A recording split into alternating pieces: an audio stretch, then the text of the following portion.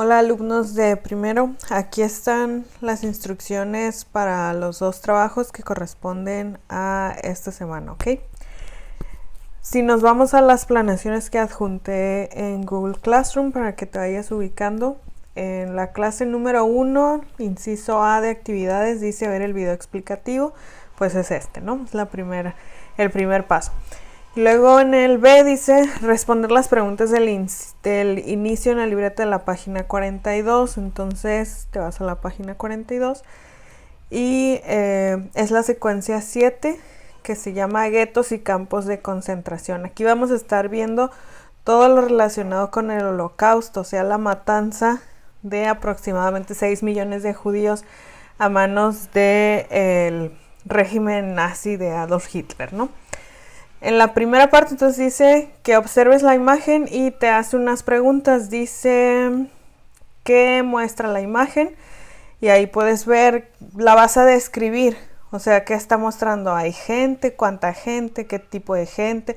Si se ve que sean hombres, mujeres, niños, adultos, adolescentes, si están vestidos de una manera que puedas inferir que son clase social alta o baja, si son blancos o de color, mestizos, indígenas, todo eso lo tienes que escribir ahí. ¿Qué es lo que está de fondo? ¿Qué es lo que están haciendo? ¿Están trabajando? ¿Están en un día de campo? ¿Es un día de familia? Todo eso lo vas a describir en la primera pregunta, ¿ok? No lo que tú pienses, sino lo que se ve.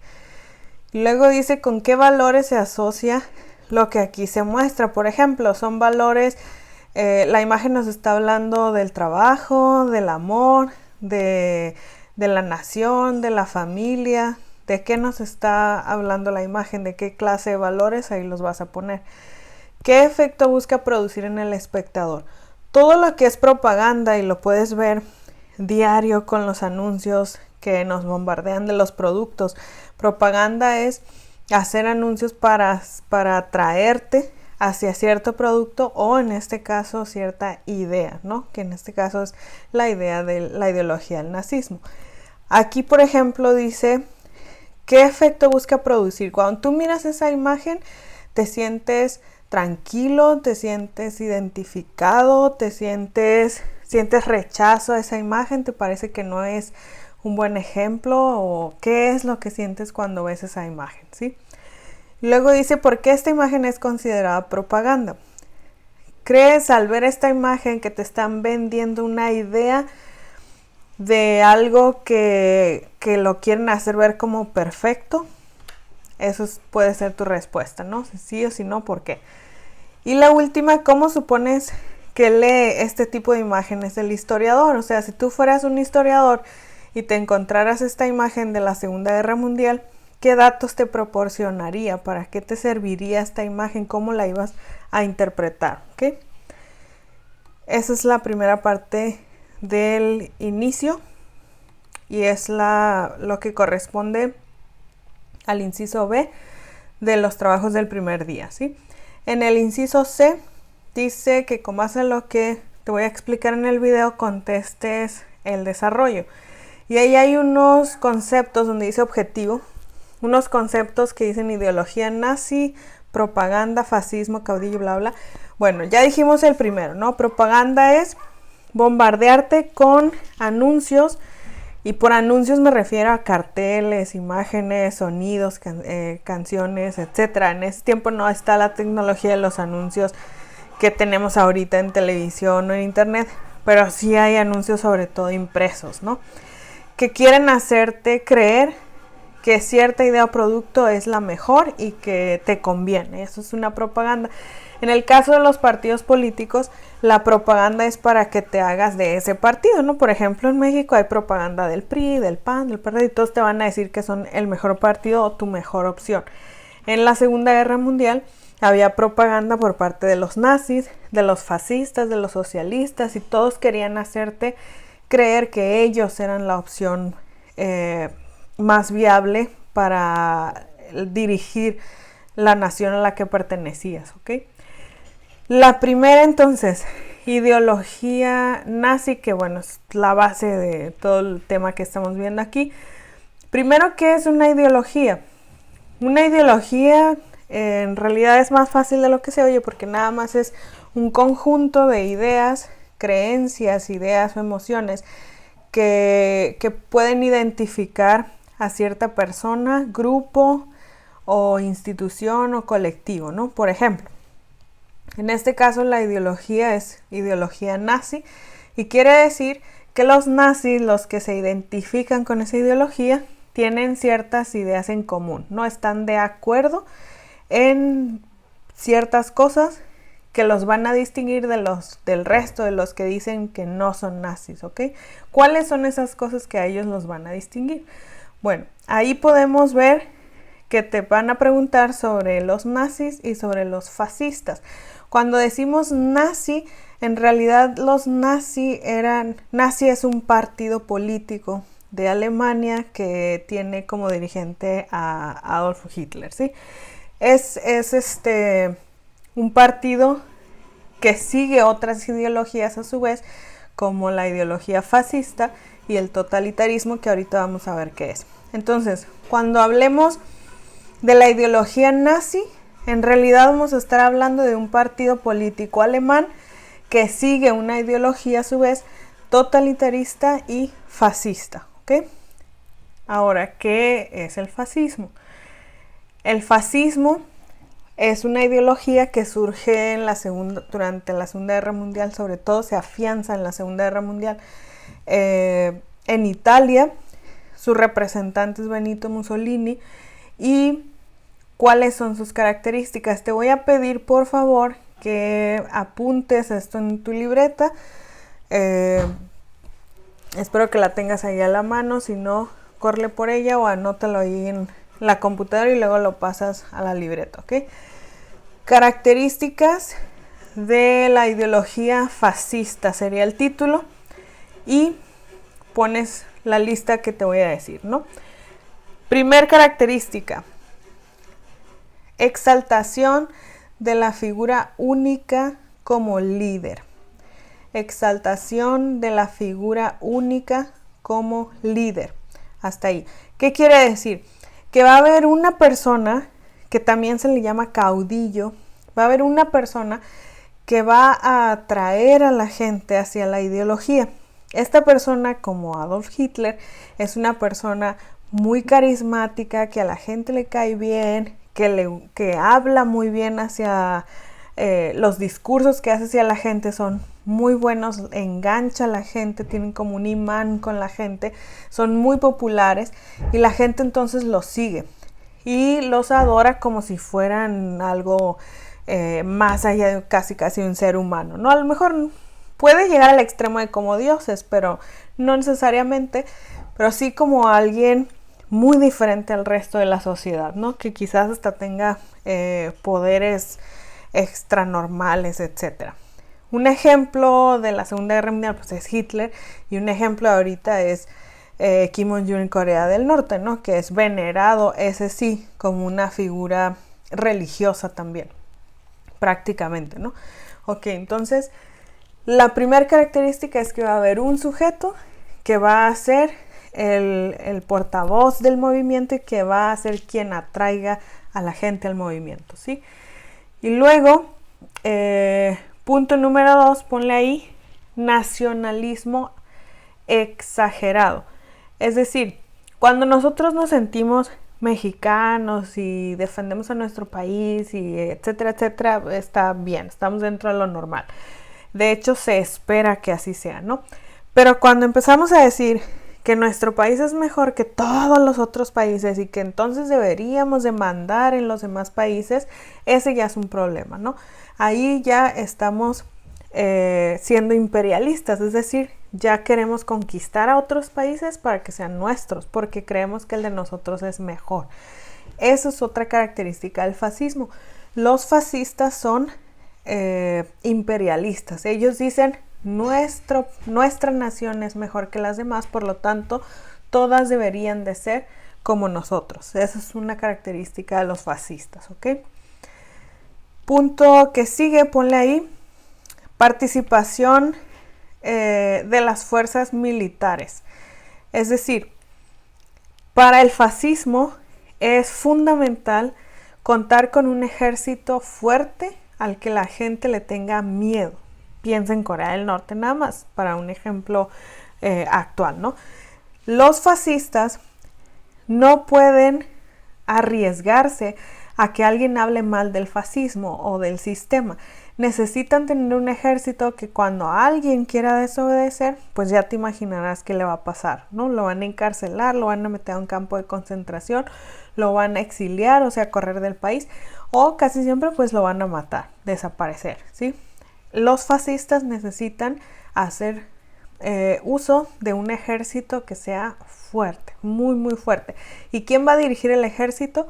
Obviamente el caudillo, el que pusimos en el número 1, ¿sí? La persona que va a hacer la imagen y de toda la ideología, ¿ok? Punto que sigue, ponle ahí. Hay un único partido político. Es decir, los fascistas no son democráticos. Ellos dicen, no, eso de las votaciones, no, es pérdida de tiempo.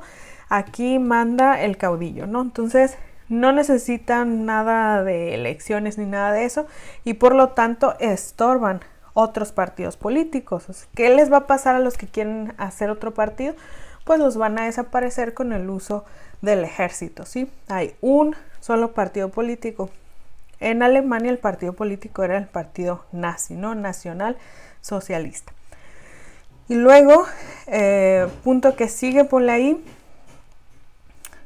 no pertenece ni a la izquierda, ni a la derecha, ni al capitalismo, ni al comunismo. Es decir, Rusia, por ejemplo, era socialista, Estados Unidos era capitalista, Estados Unidos era de izquierda, de derecha, Rusia era de izquierda. Esas cosas todavía no las hemos visto en primer año, aunque aquí ya te ponen los conceptos. No quiero que te hagas bolas con eso. Nada más piensa que Estados Unidos tenía una ideología que luego vas a ver qué es, que era de derecha y que eran capitalistas, que eso sí debes de saber qué es. Y los rusos, por ejemplo, tenían una ideología que era de izquierda y que eran socialistas, que eso sí debes de saber qué es el socialismo, ¿no? Sin embargo, los fascistas dicen, yo no soy ninguna de las dos, yo soy fascista, y eso es como la ideología de ellos es original, ¿no? Otro punto, ponle ahí, fomentan ideas racistas, es decir, para los fascistas hay una raza que es superior, que en este caso va a ser la raza aria, los blancos, y hay otras, todo el resto de las demás razas son inferiores, ¿no? ¿Y qué tienen que hacer? Pues eliminar a las razas inferiores para que solo quede un estado con gente de primer nivel, como ellos le llamaban, ¿sí? Y por último, ponle ahí, penúltimo, utilizan la violencia y controlan los medios de comunicación y educación. Comunicación y educación, o sea, son políticos muy violentos que, como te dije, por eso necesitaban un ejército fuerte y controlan todo lo que sale en la radio, en este caso, que no hay televisión, todo lo que sale en la radio, en los periódicos, en los folletos, todo lo que se publica, ellos lo controlan para vigilar que no salgan cosas que sean en contra del régimen, ¿no? Y controlan la educación para educar desde chiquitos a los niños que deben de defender la ideología de ellos. Por ejemplo, los niños en Alemania se identificaban con el nazismo desde los 5 o 6 años, ¿no? Ya tenían estas ideas, ya odiaban a los judíos y cosas así, los adoctrinaban desde muy chiquitos. Y el último punto, que ya lo habíamos mencionado antes, pero ponlo ahí, son expansionistas e imperialistas, es decir, quieren llevar su sistema hacia otras partes del mundo, ¿no? Generalmente, pues lo que está más próximo a ellos, ¿sí? Ese es el fascismo, es decir, está muy ligado, como te das cuenta, a los nazis porque ellos son fascistas, ¿sí? Entonces, es una ideología que dice que ellos son superiores, que su estado es el mejor, que deberían gobernar por encima de otras naciones y que si no te pones de acuerdo con ellos o cooperas, pues entonces te van a matar. Eso es, en pocas palabras, el fascismo, ¿ok? No hay votaciones tampoco ni nada de eso. Entonces, los nazis, dijimos, pues son desde luego fascistas, ¿sí? Hay otro concepto que es totalitarismo y que también está muy relacionado, ¿sí? El totalitarismo hace referencia ya no a una propuesta política, sino al Estado en sí, o sea, no al partido, sino al Estado, al gobierno.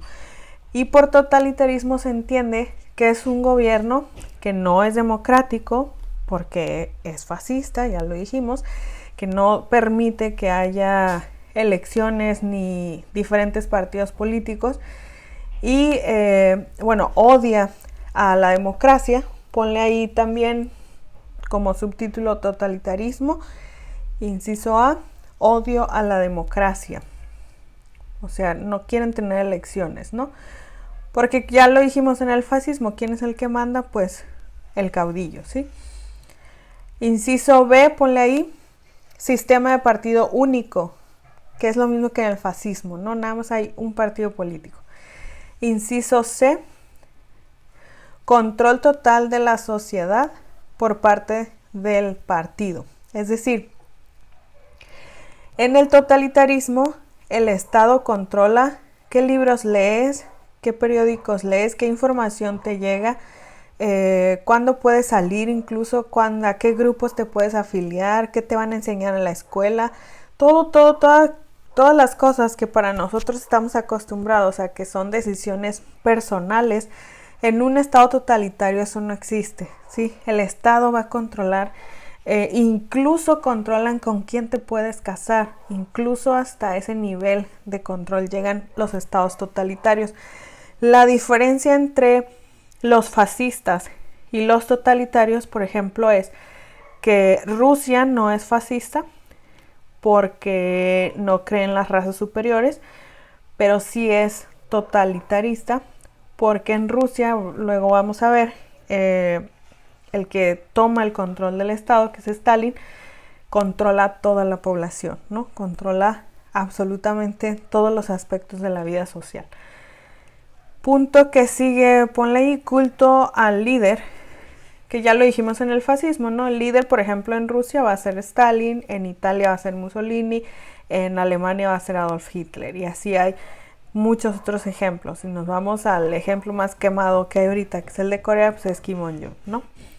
Eso está, o en Cuba, que eran socialistas, estaba Fidel Castro, por ejemplo, ¿no? Hay varios ejemplos de eso. Culto al líder. Y la última, que creo que es la E, ponle primacía de la colectividad sobre el individuo. Es decir, para los estados totalitaristas es más importante que sobreviva el Estado a que sobreviva el ciudadano, ¿sí? Si se tienen que sacrificar 2 millones de ciudadanos para que siga existiendo un Estado, lo sacrifican, no hay problema, ¿ok? En otros estados se trata de proteger la vida de sus ciudadanos. Aquí sí se protege, pero no si eso significa que el Estado se va a sacrificar, ¿ok? Es decir, para la Alemania nazi es más importante Alemania que los alemanes, ¿ok? Luego ponle, ¿cuál es el otro concepto que tenemos ahí? Ya dijimos ideología, propaganda, fascismo, el caudillo es el líder, ¿no? Eso también ya lo dijimos. Antisemitismo. Esa palabra, ponla en tu cuaderno también la definición. Ese concepto alude al odio que se le tiene a los judíos. Cuando una persona odia a los judíos por X razón, se le dice que es una persona antisemita. En este caso, los alemanes nazis pues eran antisemitas desde luego, ¿sí? Totalitarismo ya dijimos, y discriminación, pues ese ya es más usual ese concepto. Discriminar es tratar a alguien como si valiera menos por X condición, ¿no? En este caso la discriminación va a estar dirigida a las mujeres, a los enfermos, a los ancianos, a los negros, a los homosexuales y a los gitanos y a los judíos. Todos esos grupos van a ser asesinados por el partido nazi en Alemania, ¿sí? Todos esos, no nada más son los judíos, son muchos, como te puedes dar cuenta, son varios, ¿no? Y luego dice que contestes entonces en el libro. Vámonos a la página 42. Y ahí nos pregunta en el desarrollo, ¿cuál es la importancia del caudillo en el fascismo? Ya dijimos, ¿no? El caudillo es la figura del líder que es muy carismático y que va a convencer a la gente que lo que ellos están proponiendo es lo correcto, ¿sí? Imagínate los alemanes que no tenían estas ideas de que somos superiores ni nada, después que oyen a Hitler se emocionan tanto y dicen, no, Hitler tiene razón y lo vamos a seguir, y se empiezan a hacer del partido, ¿no? Alguien los convence de entrar y ese trabajo lo tiene que hacer el caudillo, ¿ok? A veces el caudillo en realidad no es el cerebro de la operación, como Hitler no era el cerebro de todo, habían dos personajes que le decían lo que tenía que hacer. Pero estos dos personajes no tenían carisma, entonces ellos escogen a Hitler porque era muy bueno hablando hacia la gente, era muy buen orador y convencía y caía muy bien. Y entonces lo ponen a él como la imagen del partido, ¿ok? ¿Qué características tiene un estado totalitario? Ya dijimos que no hay partidos políticos, nada más hay uno, hay culto a un líder. Dijimos que controla todas las áreas de la vida privada de los ciudadanos y que pone por encima al Estado que a los ciudadanos, ¿no? ¿Cuál es la función de la propaganda en el fascismo? Pues es la misma que en cualquier otro producto. La propaganda es para convencerte que lo que ellos te proponen es lo ideal, ¿sí? ¿Y en qué basaba el nazismo su política exterior?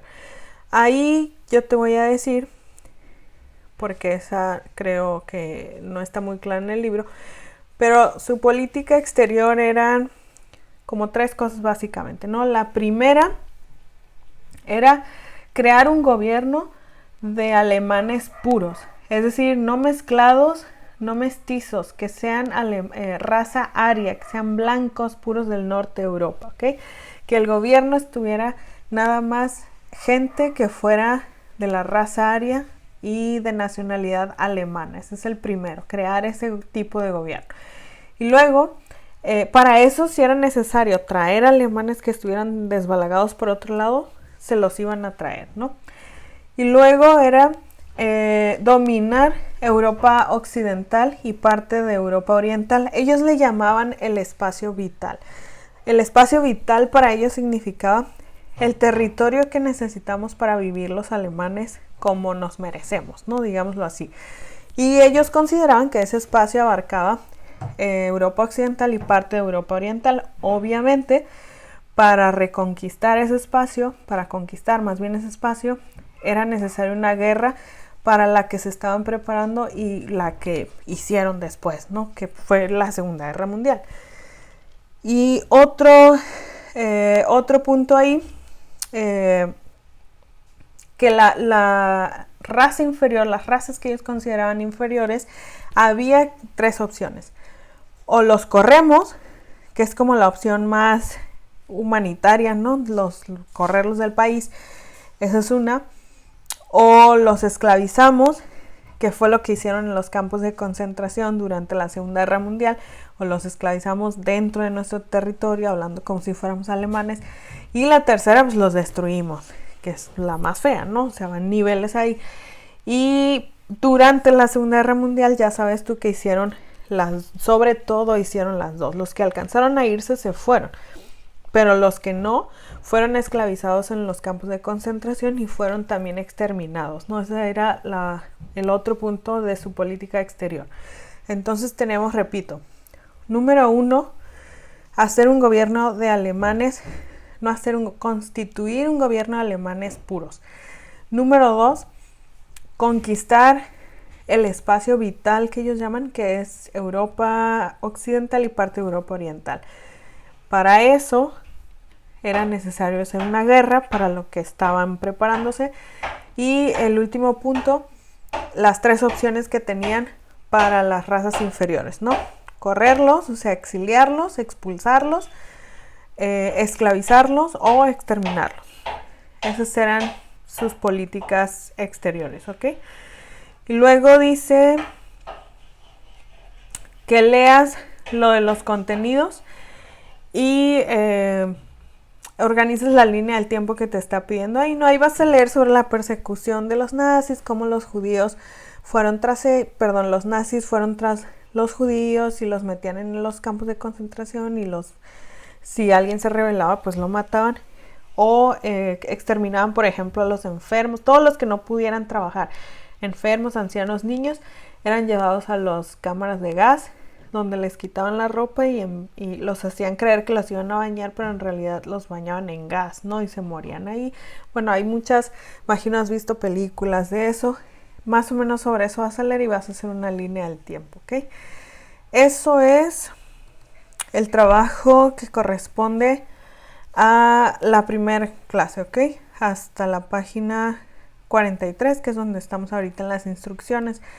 En el segundo trabajo dice lo de la línea del tiempo que acabamos de decir y además que escribas en tu libreta qué son las leyes de Nuremberg y por qué son discriminatorias y qué es un delito racial.